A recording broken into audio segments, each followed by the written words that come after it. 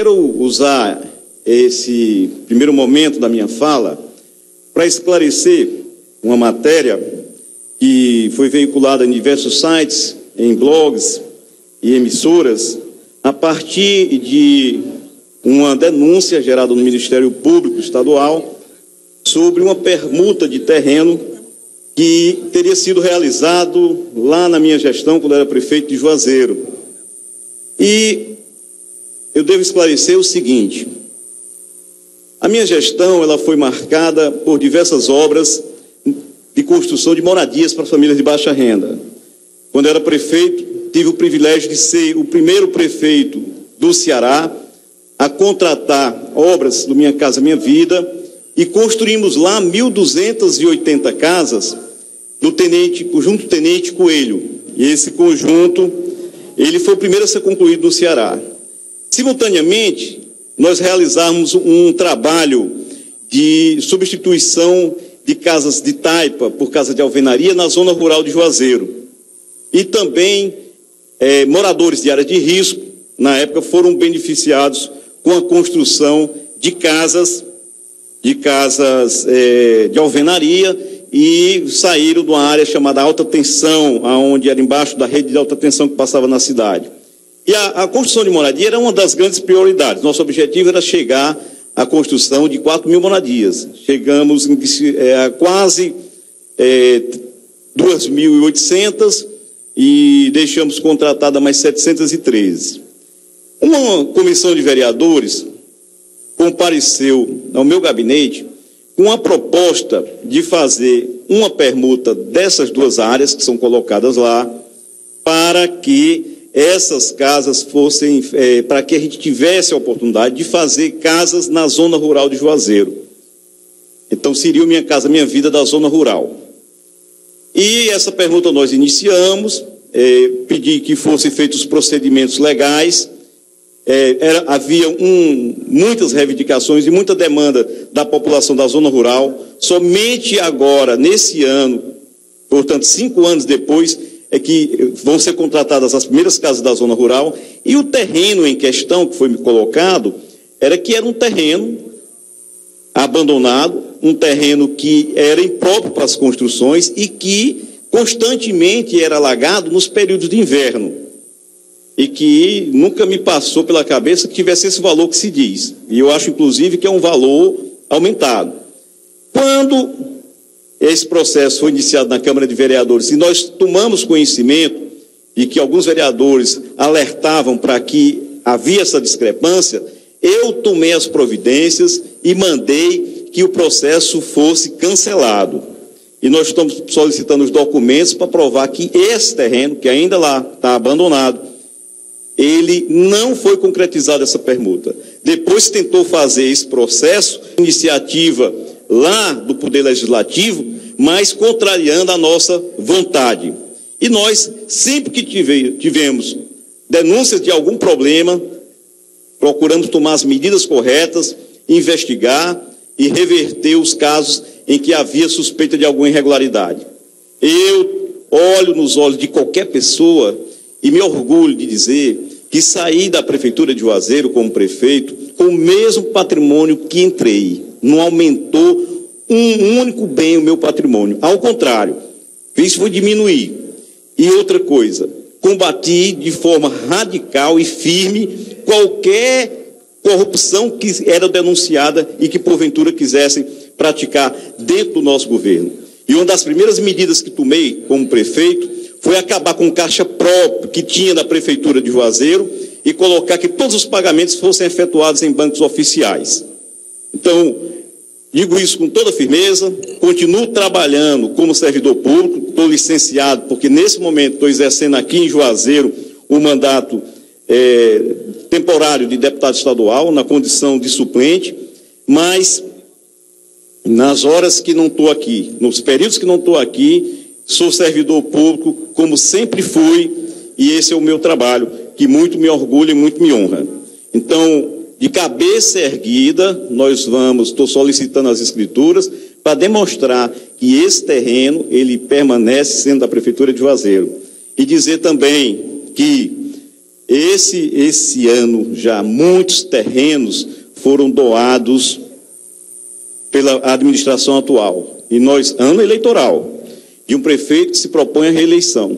E nós vamos também cobrar que sejam apuradas se há regularidade nesses procedimentos que foram feitos nesse presente momento.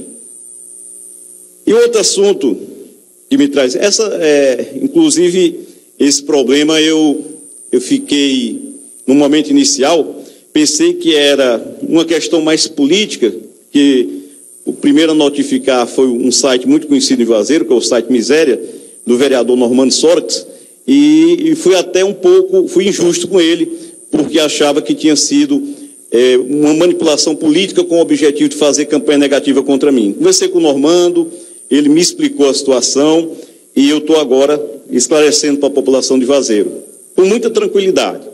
Fico sempre chocado com isso, porque acho que sou vítima de críticas e de denúncias que são infundadas e que são injustas. E quero crer que nessa situação alguém induziu o Ministério Público Estadual a um erro.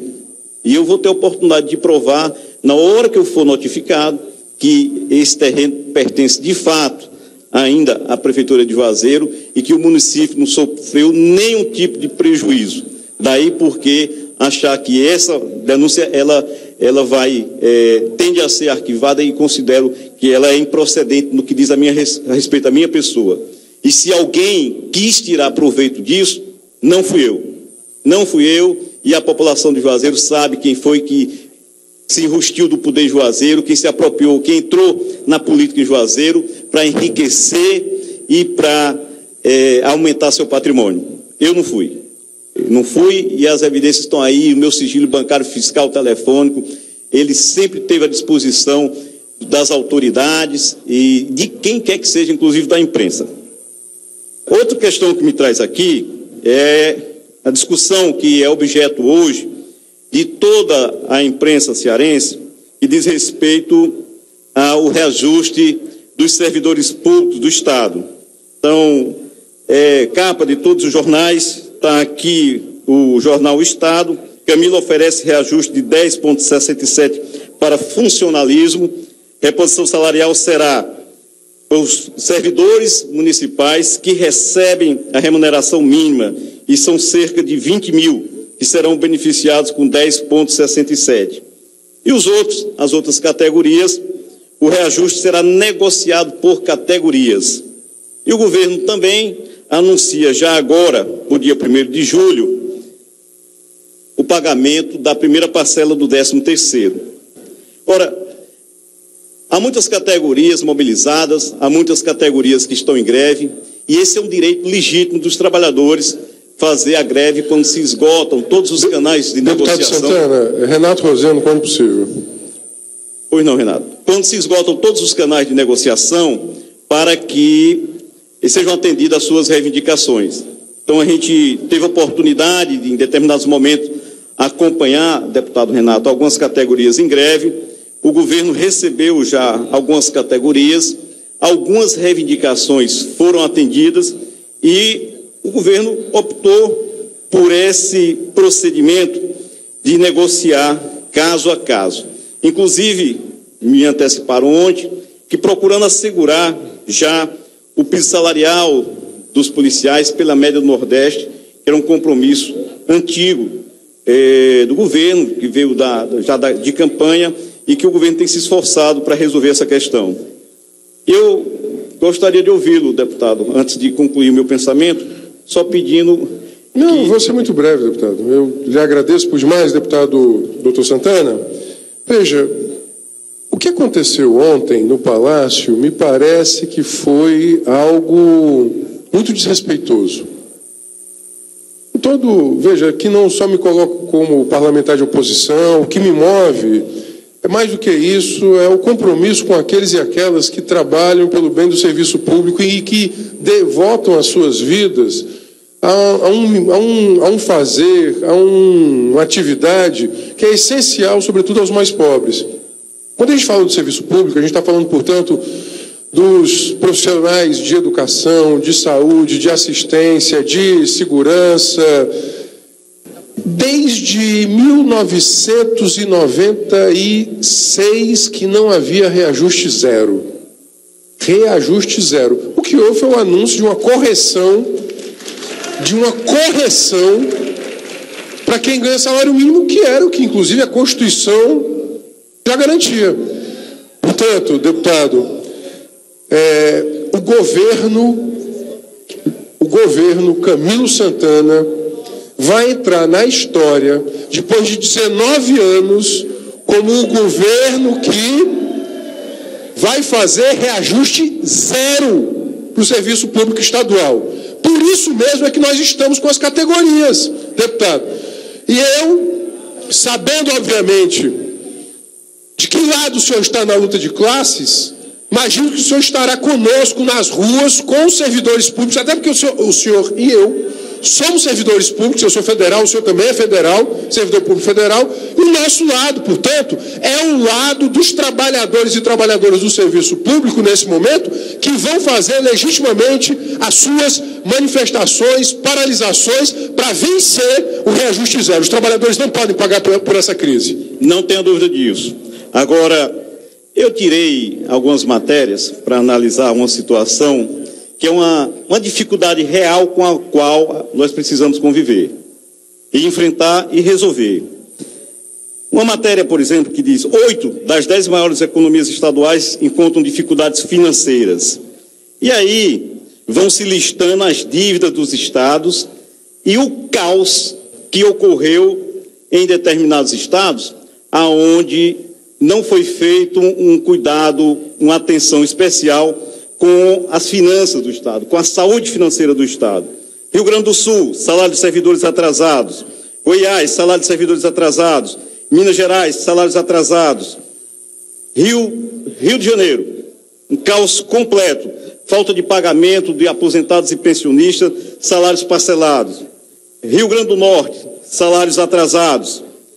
E estados e municípios endividados com receita em queda. E houve no Ceará, efetivamente, uma queda dos repasses do governo federal. Não é novidade para ninguém que existe uma crise financeira que é profunda e é gravíssima, e que aquele Estado que se assoldar em se comprometer com uma política salarial além da sua capacidade, vai correr o risco da gente conseguir o aumento de salário e chegar lá adiante e não receber o salário porque o Caixa não vai ter suficiência de recursos para honrar os compromissos. Então, essa é uma preocupação que eu tenho. E como resolver isso? Eu acho que a gente tem que cobrar uma resposta para isso. Porque, de fato, existe uma crise. E essa crise, ela costumeiramente sempre se coloca nas costas dos trabalhadores. Mas nós precisamos apontar uma saída dessa crise. E essa solução começa lá em cima. Começa com a tributação das grandes fortunas. Isso aí, eu e o deputado Renato, nós temos acordo sobre isso, já conversamos, já debatemos e já falamos sobre isso. Precisamos cobrar que a crise esteja superada com o imposto pago pelos ricos que devem e que sonegam. A tributação das grandes fortunas. E esse é o caminho. Eu fiquei impressionado em saber que a Previdência Estadual, ela não tem nenhum caixa. Ela dá um déficit anual de 1 bilhão. Olha, anual, acho que, não sei se é mais do que isso, mas uma coisa assim assustadora. E nunca que ela teve um caixa para poder garantir o pagamento da pensão e das aposentadorias. Que essa é uma das grandes causas do déficit. O governo do Estado está procurando saída para isso. O governo do Estado quer dialogar com as categorias. As greves são direitos legítimos dos trabalhadores. Nós precisamos sentar e conversar à luz da realidade e procurar uma solução para esse problema que é grave e que não pode ficar na costa dos servidores, mas que também não pode o governo dar um passo maior do que as suas pernas para depois estar atrasando salário e estar evitando que os trabalhadores tenham contemplado o pagamento dos seus salários em dia. Então, vamos começar a dialogar, vamos propor soluções, e acho que esse é o caminho de superação da crise. É esse meu pronunciamento, senhor presidente.